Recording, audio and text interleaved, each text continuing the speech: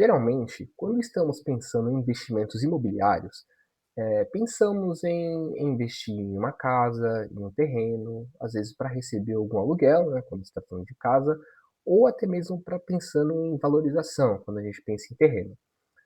Mas existem diversos tipos de investimentos imobiliários, e você vai conhecer um deles no vídeo de hoje. E aí, gente, para quem não me conhece, meu nome é Gustavo, eu sou especialista de investimentos e economista, e estou aqui para te ajudar a investir melhor. E aí eu te pergunto, você já investiu em certificados de recebíveis imobiliários? Certificados de recebíveis imobiliários são muito parecidos com uma dívida, como um Tesouro Selic, como um CDB. Bom, se você não conhece esses tipos de investimentos, eu já fiz vídeo explicando o que é o Tesouro Selic, como ele funciona, e também já fiz vídeo sobre CDBs e como elas funcionam. Eu vou deixar o link desses vídeos na descrição e termina esse vídeo, e aí depois, se você tiver algum interesse, se tiver dúvida de como funciona, vai lá nos outros vídeos para assistir, para você entender como é que funciona um Tesouro Selic e uma CDB. Eu trouxe esses dois investimentos aqui só para fazer um contraponto, né? Porque uma renda fixa, né, um investimento em renda fixa, tem uma estrutura simples e fácil de entender, né? Como está aqui, né? Geralmente o devedor vai ser o Estado, e aí ele vai emitir o título público, que é o Tesouro Selic, e o investidor vai comprar. Aí o Estado ele vai usar esse dinheiro para fazer investimentos, investir em infraestrutura, estrada, ponte, hospital. E, enfim, ele faz os investimentos deles e depois de um certo tempo ele vai devolver o dinheiro para o investidor corrigido com juros, né, ou com inflação, ou com os dois. Em um banco ele vai seguir a mesma lógica, né? Ele, enfim, o banco ele vai usar, ele, às vezes ele precisa de dinheiro para emprestar dinheiro, né? Ele pega dinheiro emprestado para emprestar esse dinheiro. E aí o investidor, às vezes é aquele cara que está com aquele dinheiro parado, e, enfim, aí ele vai e empresta dinheiro para o banco, e depois de um tempo ele vai receber esse dinheiro de volta, corrigido por juros, né? Só que no Estado, os títulos públicos são considerados os títulos mais seguros aqui do Brasil, porque o Estado ele tem a máquina de imprimir dinheiro. Então, teoricamente, não tem como ele te dar calote, né? Um banco é um pouco diferente. Apesar de serem muito lucrativos, principalmente no Brasil, um banco ele precisa dar lucro, ele precisa ter uma boa gestão, porque um banco ele pode falir. Né? Então o banco já tem ali um risco de crédito maior, né? Ele realmente pode deixar de te pagar, né? Como um exemplo que eu dei no vídeo do CDB, né? Eu dou um exemplo de um banco que ele acabou falindo, que ele acabou fazendo coisas erradas, mas enfim, então teoricamente você teria menos prudência ao emprestar para o Estado, né? E mais prudência em emprestar para um banco, né? Porém, né, o banco, um CDB, ele tem garantia do FGC, né? Então, por isso, muitas pessoas acabam sendo imprudentes e acabam não se preocupando muito quando estão aplicando dinheiro no CDB. Caso o banco, ele, enfim, der um problema, ele não conseguir pagar, ele não conseguir devolver o dinheiro para o investidor, o Fundo Garantidor de Crédito, né, o FGC, ele vai conseguir ressarcir, ele vai conseguir devolver esse dinheiro, né? Então, por isso que muita gente ignora. Enfim, às vezes o banco pode ser ruim, o banco pode não dar lucro, mas mesmo assim as pessoas aplicam no CDB desse banco, né? Mas enfim, o CRI, ele é um pouco mais complexo. Ele não tem essa estrutura tão simples assim, apesar ele é um investimento de renda fixa, ele é um título de dívida, como um CDB, como um Tesouro Selic, como eu já disse, mas ele tem uma estrutura um pouco mais complexa. Ele tem aqui a figura da securitizadora ali no meio. Enfim, vou começar aqui desde o começo para ficar mais claro, né? Vamos supor aqui que tem uma empresa, essa empresa aqui que é a Cedente, né? Ela tem um fluxo de aluguéis a receber da devedora, né? Ela vai receber, ela alugou ali um imóvel para a devedora durante 5 anos, então ela tem 5 anos de aluguel para receber. Só que a Cedente, essa empresa aqui, né, ela não quer esperar 5 anos para ter esse dinheiro, para ter esse aluguel. Então o que, que ela faz? Ela vai lá na securitizadora e faz um acordo com a securitizadora. Olha, eu tenho aqui um contrato de aluguel com 5 anos em um valor X. Você quer esse contrato para você? E aí você me antecipa todo esse aluguel, né? Então eles fazem ali um cálculo e basicamente a securitizadora ela vai antecipar esses 5 anos de aluguel para a empresa cedente, né? Enquanto isso, a securitizadora ela vai pegar esse contrato de aluguel, ela vai transformar ele num CRI e vai comercializar e vai vender no mercado para o investidor. E aí, quem é o investidor? Investidor pode ser eu, pode ser você, são os bancos, são os fundos de investimentos, então são diversos players, né. E aí, basicamente, essa é uma estrutura de um CRI. Na verdade, é simples, né? Às vezes você vê assim de primeira, assusta, mas é uma estrutura simples, né? Você tem uma empresa aqui que ela vai pagar o aluguel para a cedente, né? A empresa cedente, ela não quer esperar 5 anos para receber esse aluguel, então ela vai ceder os direitos de receber o aluguel para a securitizadora vai empacotar isso, né? Empacotar literalmente, né? Vai transformar isso num CRI, e vai vender para o investidor. Aí o dinheiro vem para a securitizadora e depois vem para a empresa. No final, o dinheiro termina com a empresa, né? E o. Calma aí, deixa eu ver, isso aqui tá errado. Deixa eu ver aqui. O dinheiro termina com a empresa cedente, né? E o recebível, né? O direito de receber o aluguel, ele termina com o investidor, né? Que é o credor dessa operação. Como eu já falei em outros vídeos sobre investimentos, a gente sempre precisa olhar pela ótica de risco e retorno e liquidez, né? Então vamos fazer o mesmo aqui com o CRIO-K, né? Antes, eu vou falar aqui um pouco das securitizadoras, né? Antes que eu me esqueça. Existem diversas securitizadoras, mas aqui algumas que eu peguei, que eu achei aqui na internet, tem a Virgo. E aí, se você quiser saber aqui os CRIs que ela faz a emissão, você vem aqui em emissões, né? Você vem aqui nos três risquinhos, clica aqui em emissões, aí vai abrir essa aba, e aqui também tem CRA, ela também emite CRA, né? Que são os certificados de recebíveis do agronegócio, que são ligados ao setor do agronegócio, enquanto a CRI, né? Que são os certificados de recebíveis imobiliários, eles são ligados ao setor imobiliário. E a Virgo, no caso, ela também faz emissões de CRA. E aqui, ó, tem CRI, tem que ir aqui, e tem que ir aqui também, tem que ir aqui e aqui também. Então, enfim, é só um exemplo aqui para vocês, um exemplo de securitizadora, né, para vocês verem. Aqui eu também trouxe um outro exemplo, que é o PEA, é uma outra securitizadora, que ela também faz emissões de alguns certificados, aqui no caso ó, tem um CRI aqui. Enfim, se você jogar no Google, você pode entrar no site dela, você pode olhar, pode, enfim, caso vocês tenham curiosidade, dar uma olhada no CRI que essas securitizadoras emitem no mercado. Voltando aqui para o nosso mapinha mental, bom, como eu estava falando, né, a gente sempre tem que olhar sobre a ótica de retorno, liquidez e risco. É que no caso do retorno, uma CRI, como é um título de renda fixa, ela não vai mudar muito referente aos outros títulos de renda fixa, né, aos outros títulos de dívida. Ela vai ter um retorno pós-fixado, geralmente ao CDI.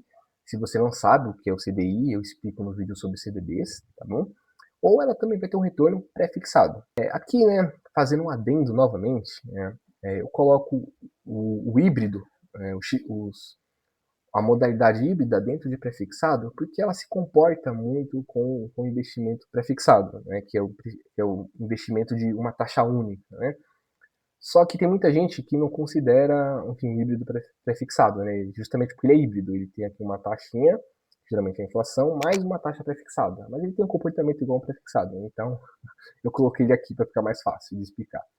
Vamos lá. Uma CRI pré-fixada, assim, com a taxa única, assim, eu não me lembro de ver. Eu tentei procurar na internet, eu não me lembro. Geralmente é mais comum você encontrar CRIs com retorno híbrido ligado ao IPCA ou ao CDI, né? Então, basicamente, você vai encontrar um CRI que vai te pagar IPCA mais uma taxa prefixada, ou um CRI que vai te pagar um CDI mais uma taxa prefixada. Um exemplo, aqui eu fui no site da Ambima, né, que eu até abri o vídeo com ele, mas eu acabei não explicando, né? O Ambima Date é um site que ele vai concentrar alguns dados de investimentos, né? E aqui, no caso, títulos públicos, CRI, CRA, debentures, enfim. Eu ainda não fiz um vídeo sobre debenture, mas se vocês tiverem interesse de entender como funciona uma debenture, aí vocês podem comentar aqui embaixo desse vídeo, que aí futuramente aí eu tento fazer um vídeo sobre isso. Mas enfim, o Ambima Date é uma plataforma que ela vai centralizar esses dados. E aí eu achei legal usar ela para explicar um pouco sobre CRI. Enfim, se você tiver interesse em essa plataforma, eu aconselho, tá? Porque tem várias informações legais, tem publicação, tem relatório, enfim, eu mesmo já aprendi bastante com essa plataforma. Então vamos lá, aqui eu peguei como exemplo Uma CRI, tá aqui CRI, aqui eu peguei um exemplo, eu acho que o nome vai estar só aqui mesmo, né? Esse azulzinho aqui bem pequeno. Uma CRI da Raia Drogasil, né? E acho que provavelmente, dependendo de onde você mora no Brasil, você já deve ter comprado algum tipo de remédio, algum tipo de coisa nas farmácias da Drogasil ou da Raia, né? Então aqui ela está como devedora dessa CRI, né? E a securitizadora é a Vert, companhia securitizadora, e a remuneração ela é 98% do DI, né, ou do CDI. Né? É a mesma coisa. Tá? Aqui um outro exemplo, né, que, enfim, eu peguei aqui um exemplo de pós-fixado, agora um exemplo de pré-fixado. Eu peguei aqui da CSN Cimentos, né, uma outra empresa gigante, né, que tem ações negociadas na bolsa. A remuneração dela é IPCA mais 6,3%. E, bom, acho que sobre o retorno é basicamente isso. Agora a gente pode falar um pouco sobre a liquidez, né? E aqui é que está o ponto negativo do investimento em CRI. Geralmente, os títulos de certificados de recebíveis imobiliários não são líquidos como, enfim, como título público, como a CDB. Bom, quando a gente está falando de liquidez, estamos falando de conversibilidade em dinheiro. Tá? Isso envolve olhar o prazo de resgate, olhar o vencimento, ver o volume de negociação. E também, caso a gente fala aqui dos prazos de emissões, os prazos de vencimento de um CRI, são acima de 6 meses. 1 ano, 2 anos. Só que assim, na minha pesquisa, eu não consegui encontrar nenhum CRI que tenha um prazo menor que 2 anos. Tá? Geralmente é 2 anos para cima. São dívidas de longuíssimo prazo. Tá? E, como eu sempre lembro vocês, geralmente esses títulos que eles possuem prazos muito longos de vencimento, né, eles possuem a marcação mercado deles é mais volátil. Né? Bom, se você não sabe o que é marcação mercado, eu não vou explicar nesse vídeo, porque eu fiz um vídeo explicando só marcação mercado, porque é um conceito um pouco mais complexo. Eu vou deixar o link desse vídeo na descrição, tá bom? Aí, se você tem curiosidade de saber o que é marcação mercado, só você ir lá nesse vídeo que eu explico certinho o que é, beleza? E aí, para fechar aqui, vamos falar aqui dos riscos de investir em uma CRI. Aqui que fica mais complexo ainda, né? Bom, uma CRI ela tem um risco de crédito, né, que eu já tinha explicado, que é aquele risco de calote, né, que no caso do governo não tem como ele te pagar, não tem como ele deixar de te pagar, porque ele pode imprimir dinheiro, né, então é mais difícil ele te dar um calote, teoricamente impossível. Mas aqui numa CRI não é bem assim. Né? A gente pode até voltar ali para o começo, né, porque assim, o devedor, ele é que vai pagar esse fluxo de aluguel que vai passar pela securitizadora e que depois vai ser pago para o investidor. Então, se o devedor, se ele não tem capacidade de pagar, enfim, de fazer esse pagamento, né, todo o investimento ele fica comprometido. Né? Então, a gente tem que entender certinho esse cara aqui, né? Como a gente tem que entender, tem que analisar ele, né? E isso envolve análise de risco de crédito. Né? E uma análise de risco de crédito, eu tenho mais propriedade para falar disso, porque eu trabalho com isso. Basicamente, ela vai envolver uma análise financeira da empresa. Você vai ter que entender o endividamento da empresa, se é um endividamento alto, se é um endividamento saudável. Você tem que entender a lucratividade dessa empresa. Essa empresa dá lucro? Por quê? Como ela dá lucro? Você tem que entender a geração de caixa, o fluxo de caixa dessa empresa. Ela gera caixa? Ela consegue, o fluxo que ela gera é suficiente para pagar todas as obrigações com os acionistas, com os credores, enfim, com os fornecedores? E também a liquidez, né? A liquidez, como eu já te falei, é a questão da conversibilidade de dinheiro, né? Será que a empresa ela tem capacidade de pagar todas as suas obrigações ali no curto prazo? Né? Então, o conceito de liquidez é um conceito muito importante, que vai estar presente aí em vários lugares, aqui no mundo enfim, no mundo das finanças, né? E também aqui a gente tem que olhar a garantia. E se esse cara não me pagar? Né? Eu tenho que ter uma garantia. Aí a gente tem que entender, essa garantia é executável? Aí, de novo, repetindo, é uma garantia líquida? A gente consegue vender ela para pegar dinheiro, né? Enfim, para pagar o credor? Então, ele tem algumas questões que a gente tem que olhar ali na garantia. Ela cobre tudo o empréstimo? Ela cobre só metade? Ela cobre mais do que o devedor pelo emprestado? Então, aí tem toda uma análise. Né? Isso aí pode envolver até questões judiciais. Né? Às vezes, a empresa, a devedora, não teve condições de pagar, e aí o credor ele quer executar a garantia, só que aí por algum motivo ali jurídico ele acaba não conseguindo, ele tem que ir lá, enfim, tem que processar para conseguir executar essa garantia, enfim, é uma coisa bem complexa. E aqui também aqui em risco de crédito, a gente também olha a governança, dentre outros fatores, né? Eu só peguei aqui três exemplos só para entender, né? Mas a gente acaba olhando ali bem mais coisa, né? É que na governança a gente está falando basicamente da gestão da empresa, né?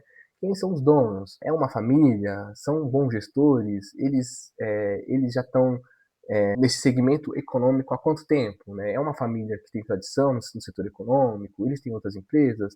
Eles têm um grupo de empresas? Eles estão em quais setores dessas empresas? As empresas vão bem? Eles gerem bem todas as empresas que eles têm? Aí a gente vai tentando, enfim, estudar o histórico da empresa, estudar o histórico da gestão. Né? É uma empresa, tipo, eles têm boa índole, eles já fizeram coisa errada, qual a credibilidade que eles têm no mercado?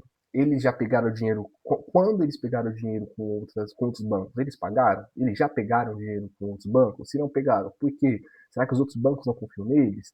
Então ali tem toda essa questão mais qualitativa, mais tipo de sensibilidade mesmo, de você investigar, de você, enfim, entender ali, entender mesmo, conhecer, né, quem é essa empresa, quem é esse devedor. Né?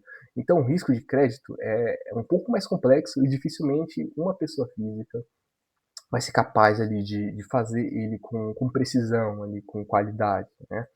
E aqui o risco de mercado, né, como eu já falei, eu não vou prolongar, mas eu sempre gosto de deixar ele, tanto a marcação do mercado, tanto aqui no risco de mercado, tanto aqui na liquidez, né, tipo, também. Né? E por último, para fechar aqui, uma CRI não tem garantia do FGC, né? Então, aí é o que acende ali aquele alerta vermelho e que o investidor pessoa física, ele já acaba tendo menos conhecimento, menos capacidade de análise, menos tempo.